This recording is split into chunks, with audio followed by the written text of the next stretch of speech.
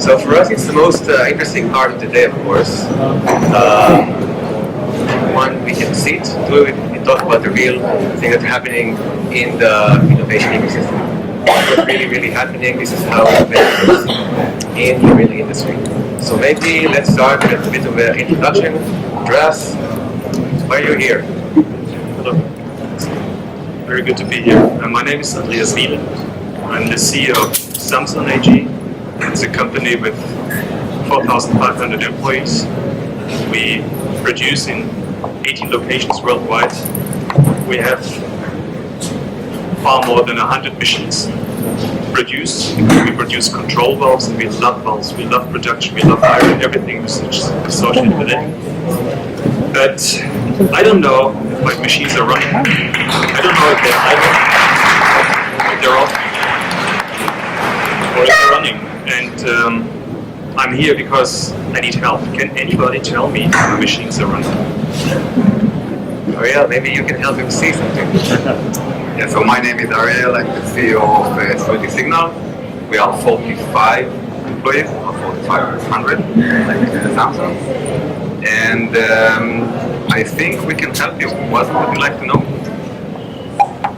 It looks like love at first sight. Let me brief.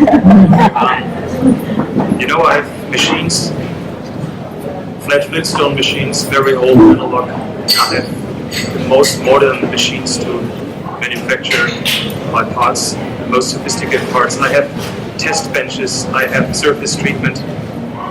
And I would like to know, first of all, are the machines running? Are they idle? Are they off? Are we wasting energy? And I would like to improve my value chain from buying something and producing it and doing surface treatment until testing it. So Ariel, how did the relationship started? So the relationship started when Andreas told me that he doesn't know if his machines are running. And frankly, I could not believe it, because they produced industrial valves for more than 100 years. They are number one in the world, and they make money. They don't know if their machines are running at all. And everyone is talking about predictive AI, big data, and he doesn't know if the machines are running. And we said that we can solve it.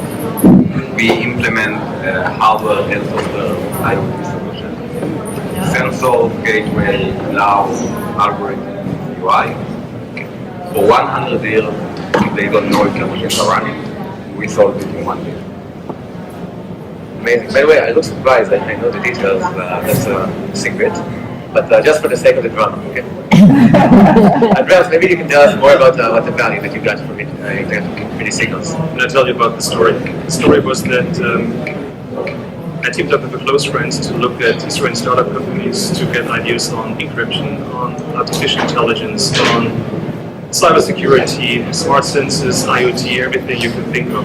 You wouldn't think about that if you produce valves, but I think if you want to be competitive, you have to have a good agenda to produce the best valves that as well can develop new business models. And I thought, let's make the valve smart. Let's put sensors inside, and maybe by listening to the valve, we could anticipate cavitations. That's how we teamed up with Now we proved it. We could do it. By sound analysis, we can anticipate if a valve fails. But it does commercially, it doesn't make sense. It's too expensive. Now, being as well the COO of the company, I realized we have a totally different problem. There's machines. My people want to purchase machines everywhere, and I don't know if they're utilized. So this wonderful relationship started when I sat down with Arjen and said, Arjen, can you do me a favor? Can you tell me idle off on? Second step, maybe let me know what we produce. And third step, predictive maintenance, but let's not use this overused term because very often it is. Just let me know how my machines running. And this is what happens when a traditional German company works with an innovative startup. When tradition meets innovation, Arjen said, let me think about it, I'll come back to you. And he came back to me, he said we can do it. And it was followed by an incredible fast implementation. And now it took at the beginning a bit longer, then it took 1 hour to implement a machine, to connect the machine.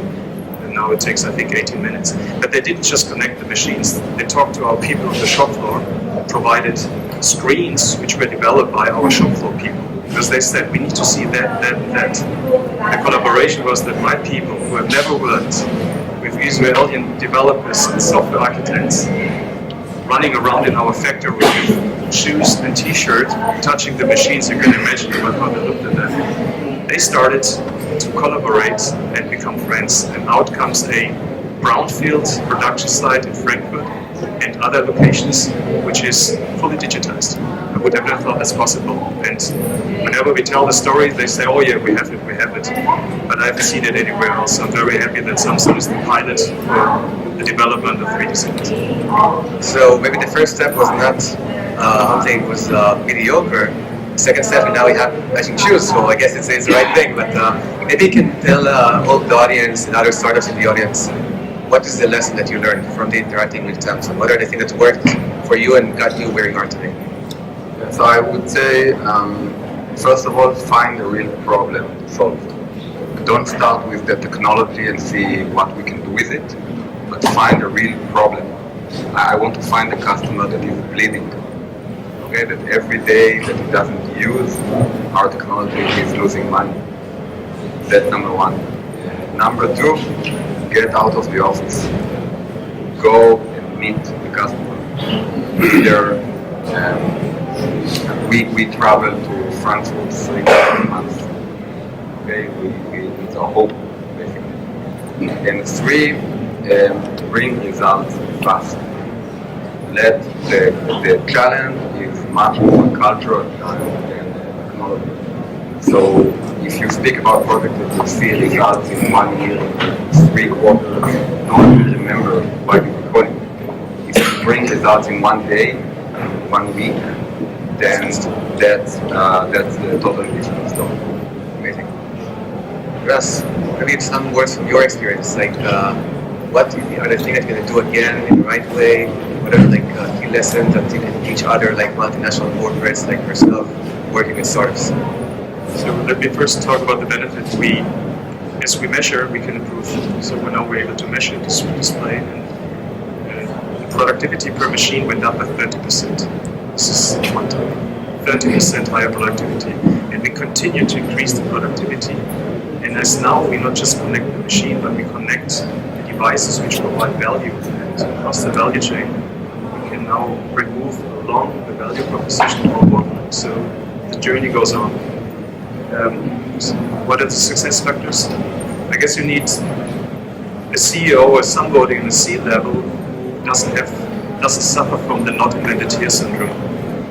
Oh, we have it. Oh, we do it. We don't need it from outside. I think in a world like today, which is extremely fast, agile, competitive, you need to think in collaborations, and you need to understand what are your strengths and where your weaknesses. And I think our weakness was that we know production, that we just try to sort out our production problems with the solving tools we knew.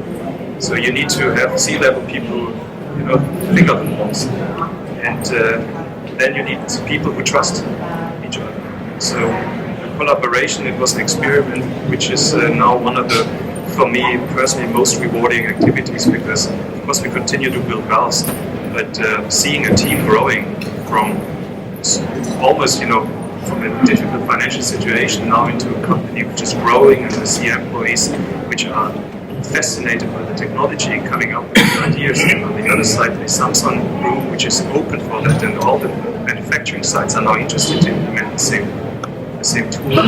Transparency I've never had before is absolutely rewarding. So success factor, definitely you need customers with leadership, with a leadership DNA which thinks in innovation and openness rather than automatism. Amazing.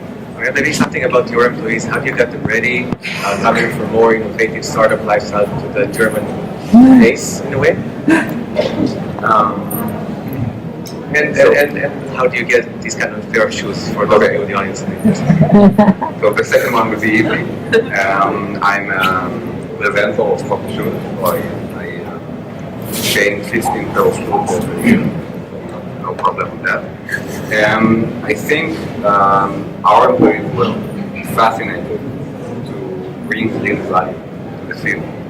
whenever a new employee comes and goes to Frankfurt to see the factory, he comes back and saying, now I really understand the job. And it doesn't matter where he is in the organization.